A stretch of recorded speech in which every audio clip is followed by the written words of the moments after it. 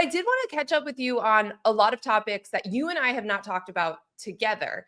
And the first one is related to the draft. So obviously I was at the combine with our pal Chris Sims and Mike Florio and the whole group. And I was there on the front end. This was before the quarterbacks did all their interviews, before the quarterbacks kind of took center stage. So we need to talk about what's going on with Shedeur Sanders. And for anyone who's been maybe under a rock, or if you've been in the college world, not following it super closely, basically there's a number of reports now that he is, quote, falling on draft boards. NBC Sports' Matthew Berry was one of the people who reported on this after the combine. He said that he left a bad impression on at least 2 teams he met during the combine. Quote, they both said it was a bad meeting and that he came off as unprofessional and disinterested, Barry wrote. Both also said after the meeting they had a lesser opinion of him than prior. These same people met with Cam Ward as well, and both said that they loved Ward and had a great meeting with him. Now, this wasn't the only report. Very similar kind of language and the way that he was presenting himself during these interviews. So that's part of this conversation. You and I have said this, and we talked about it at the combine as well. There's also just the Deion Sanders factor here, and that he's going to have a microphone. He's going to comment on everything that's happening within a program. If an organization, if they lose, 4 straight games, people are going to be calling for Deion Sanders to be the head coach of whatever NFL organization that is. So Deion himself joined PFT at the Super Bowl and kind of addressed this dynamic and this issue about whether or not he would ever want to coach in the NFL. Open, or is the door shut for you to go to the NFL and be a head coach? I would never do that without my kid. Why would I want to go to the NFL and play against my son? That don't make sense to me because I'm comfortable and I love Colorado with all my heart and all my mind and soul. So I couldn't see that happening without that possibility. It don't make sense. Right. So the door's open, but it's a little bit. It's one specific. Yeah, I got to be comfortable. Okay, so again, you're going to have that dynamic the second you lose a few games, right? For whatever team drafts Shedeur Sanders. There's also just a lot extra that comes into it. The attention, he's been under the spotlight. Everything that was happening in Colorado was content. Like, we learned so much about how everything was playing out there. And then just the rest of the Deion Sanders factor. So we've got another clip that I want to get to, Joshua. But I want to hear your just initial reaction to the way people are talking about Shedeur coming out of the combine. Yeah, I mean, it's one of the more intriguing things to me. Shedeur Sanders, when you watch the tape, is one of the best quarterbacks in this draft. I think that's undeniable. A lot of things stand out to me about his release, about, footwork needs a little bit of work. That happens with a lot of quarterbacks coming out of college, but the way he was able to navigate the pocket, always trying to look to make the pass, the 2-minute drills that he used to run were phenomenal. And I think that matters for guys transitioning to the NFL because a lot of these games are close. So there's a ton to like.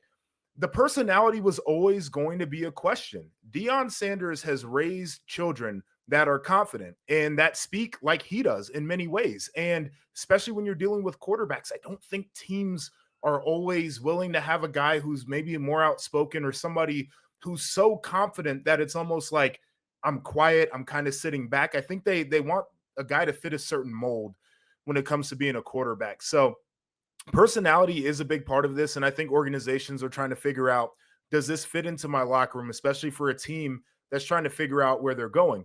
I would say I'd look at Shedeur and the fact that, he went to Jackson State and had success there, then goes to Colorado where nobody had great expectations for them. He was playing behind a bad line, and he was one of the big reasons why they were able to win games. And I would take that sample size and extrapolate off of that more so than, do I love his personality? A lot of quarterbacks out there who probably aren't, the most personable, best to get along with, that are team players and that can help you win football games. So I'm not surprised that this is where the narrative has gone with him. But I do think that you might miss an opportunity at a potential franchise changer because he's a little bit too confident, or because you felt like he was too cool in a meeting for what you're used to seeing. Okay, before I react to that, I want to play this clip from the Dan Patrick Show. Louis Riddick from ESPN joined the show and had, I thought, a very interesting take on this dynamic. Starts with his father, and then it just trickles down to him. And it starts with his father. It's been that way since I played with Deion back in 1992 in Atlanta. People don't like flashy guys like that who can back it up. They just don't. They don't like people who are strong, confident. It's funny. Like, we love it, but then with some people, we don't love it. With Deion, he's always been a polarizing player to the people who don't know him. If you know him personally, you would be like, I get it, and I love it. Give me more of it. With Shedeur, he has some of his father in him. There's no question. How could he not? Yeah. He's the man. I mean, he's the man's son. So I think that that's absolutely part of it. And we talked about this even with the Heisman race, and the way that people were talking about Travis Hunter, Ashton Genty. So much of it was, do you like Deion or not? Right? Like, it was just because he had been so polarizing. The way that he ran people out and the Louis luggage and all of that, like, was coming into play in every single conversation about the Heisman, even when it wasn't said. And I think that that's definitely coming into play here. I'll also put this out. So I was listening to my pal Joe Anderson. He works at The Ringer. He made a point about some of these interviews that we've learned a lot about how teams interact with the players in these interviews.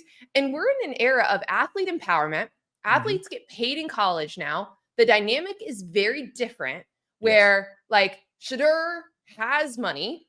He has had success. He would have branding opportunities, and he doesn't need to like grovel with these teams. You know, he might have a guarantee, or he might know a couple teams that are going to take him, and maybe he doesn't need to like pretend in the other interviews with other teams that want him to be a certain way in those interviews. And that could also be where some of these reports are coming from. The pretend word is a very interesting one. It was kind of where I was going with this, because there is a part of this process. I went through it when I was going to the NFL, where you do your on-field training, but if you go off to one of these training facilities, a big part of it is they have former NFL coaches that sit down and they will come up with these mock interviews, and they coach you on how to present in front of NFL teams. And you always want to put your best foot forward. You don't want people saying that you come off as unprofessional and disinterested, right? I think there's also this part of it where you don't want to fake it. You don't want to play pretend, because you want the team that's drafting you to understand exactly what they're getting and want just that. And so there's part of it where it's like he could help himself out by tempering his personality. At the same side is like, okay, draft me if you like me. If you don't like me, I'm going to go somewhere else where I'm appreciated for who I am. So I kind of get it. It's an unfortunate situation for him to be in, because we're not talking about the type of talent that he is. We're not nitpicking his game right now. We're nitpicking personality, and that's not a spot you want to be in when you're heading toward the draft. No.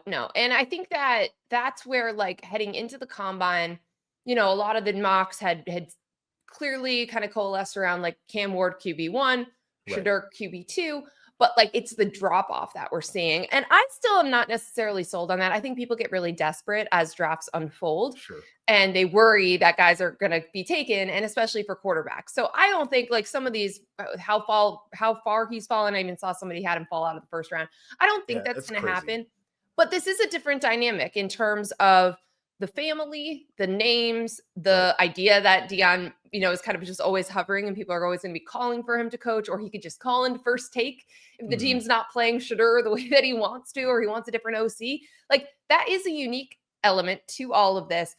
Plus just that he doesn't necessarily need all of the NFL teams to like him. It doesn't matter because of who he is and where he is. And maybe he's just more unapologetic about that, and not just like, oh, I'm so grateful to have all of these interviews, which again, who you are, who you're getting, versus, you know, the way that these interviews have always gone, where the power dynamic is a certain way. We've even had quarterbacks and their fathers who wanted guys not to draft them, right? And they want to maneuver them to get to a certain organization. That's in play here too. There's so many interesting dynamics when you have Deion Sanders as the father of the quarterback that's being drafted.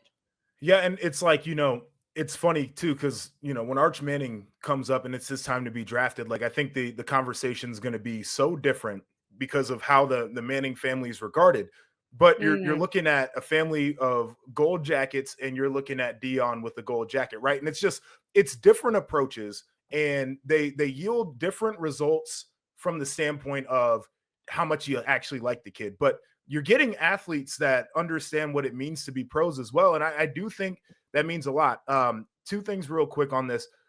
the conversation about Cam Ward, and then there, it was like Cam and Shedeur, and then a gap, and then it was like Jackson Dart and the rest of the guys, and now it's like Cam Ward, gap, and they're trying to figure out between Shedeur and Jackson Dart. I don't know if I'm as sold on Cam Ward as everybody else is, because when I watch him, one of the players that I see is Caleb Williams. And for as good as I think Caleb Williams can be, that style of play is tough in the NFL. You can't do the backyard football thing. You got to be able to play more in system. So I am intrigued by that. And just the idea of talking about all of the personality points rather than actually what the X's and O's look like. I think that's where things are starting to get a little bit sideways here. I'm very curious to see how it plays out. The idea that he's going to follow the first round would be crazy to me. Yeah. This is the part of the pre-draft process I hate, by the way, as well. Like I also hate the nitpicking on skill sets and all of these different things, but I really hate the personality stuff. And the idea that this stuff gets held against someone, or in this case, I really do think that it's because his dad is so polarizing. So yeah, we'll continue. I mean, we saw this a little bit in the NBA too with the Ball brothers and LeVar Ball and how crazy that got.